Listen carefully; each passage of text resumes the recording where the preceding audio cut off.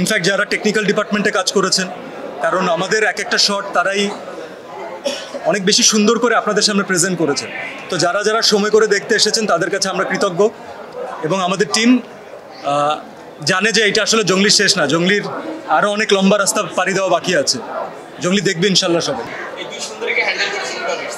Handle করার কাজ রাহিমের, এটা আমার কাজ না। আপনি বলতে পারেন যে আমি কি করেছি, আমি শুধুমাত্র আমার শুটিং সেটে গিয়েছি, আমার যে দুই পাশে দুজন কোয়ার্টিস্ট দেখছেন, অথবা এনাদেরকে ছাড়াও আরও অনেক কোয়ার্টিস্ট আছেন আমাদের, তারা তাদের নিজেদের কাজে এতটাই পারফেক্ট, এতটাই পটু, এবং এত সবার সময় জ্ঞান এত ভালো যে কাজটা করতে আমাদের কোনো বেগ পেতে হয়নি, এবং আমি শুধুমাত্র গিয়ে আমার কাজটা করলেই আমার মনে হয় হয়ে গেছে। আমার মনে হয় একজন সিনিয়র আর্টিস্ট, আমার দুই পাশে দুজন সিনিয়র আর্টিস্ট বসা, এই উত্তরটা কেমিস্ট্রির ব্যাপারটা তারা বেটার বলতে পারবেন। আমার এই ব্যাপারে একটু কম আছে নলেজ, বাট আমরা ট্রাই করি। হয় কি, দর্শক, আমরা তো অনেক কিছু ট্রাই করি, দর্শক কোনটা ভালোবাসবেন, কোনটা পছন্দ করবেন, এটা একেবারেই তাদের উপরে। আর তারা যখন ভালোবাসা দেন, তারা যখন পছন্দ করেন, তখন আমাদের আর কোনো কিছু আর কি অপ্রাপ্তির থাকে না। সো আমি আর বুবলি উই আর ফরচুনেট যে ব্যাক টু ব্যাক দুইটা কাজ পছন্দ করেছেন। দিঘির কাজ যারা এই ফিল্মে দেখেছেন তারা পুরো সবাই বলেছেন যে দিঘিকে তারা নতুনভাবে দেখেছেন, নতুনভাবে আবিষ্কার করেছেন। তো অ্যাজ এ টিম আমি বলবো এই প্রত্যেকটা কমপ্লিমেন্ট আমাদের জন্য is a huge thing. It's a part of our success, so it's a part of our journey.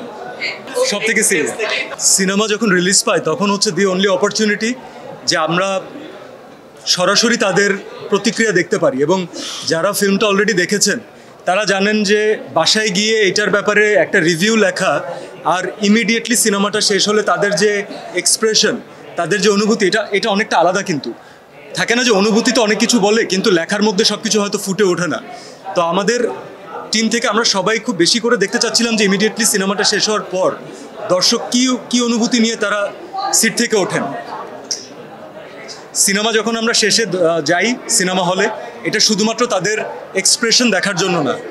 আমরা মাঝখানে একটা অনেক অস্থির সময় পার করেছি, আমরা অনেক ধরনের আনস্টেবিলিটির ভিতর দিয়ে গিয়েছি, ফাইন্যান্সিয়াল সিচুয়েশন অনেক খারাপ মানুষের, সব কিছু বাদ দিয়েও কিন্তু মানুষ নতুন করে আবার বাঁচার স্বপ্ন দেখছে, সবাই ঈদে উদযাপন করছে, আনন্দ ভাগাভাগি করছে।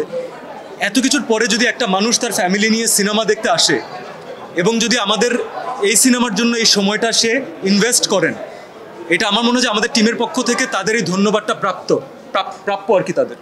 তাদেরকে ধন্যবাদটা আমাদের দেওয়া উচিত, তাদের অনলাইনে না দিয়ে তাদের সামনাসামনি দেওয়া উচিত।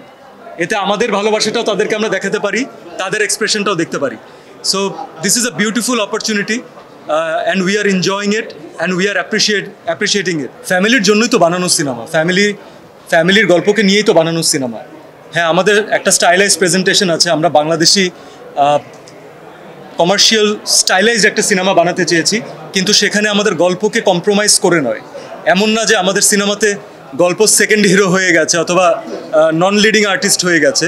গল্প সবসময় এখানে লিডিং আর্টিস্ট, কিন্তু তার মোড়কটা ভিন্ন। আমরা দর্শককে বোর করতে চাইনি, দ্যাটস ওয়াই প্রেজেন্টেশন। তো যখন ফ্যামিলির অডিয়েন্স ওই গল্পটাকে হিরো মেনেই আসেন এবং বের হয়ে তাদের সুন্দর কথা বলেন, সিনেমাটা নিয়ে ভালো লাগার কথা বলেন, সেটা আরেকটা ফ্যামিলিকেও আকৃষ্ট করে যে যারা প্ল্যান করছিলেন তারা আসবেন।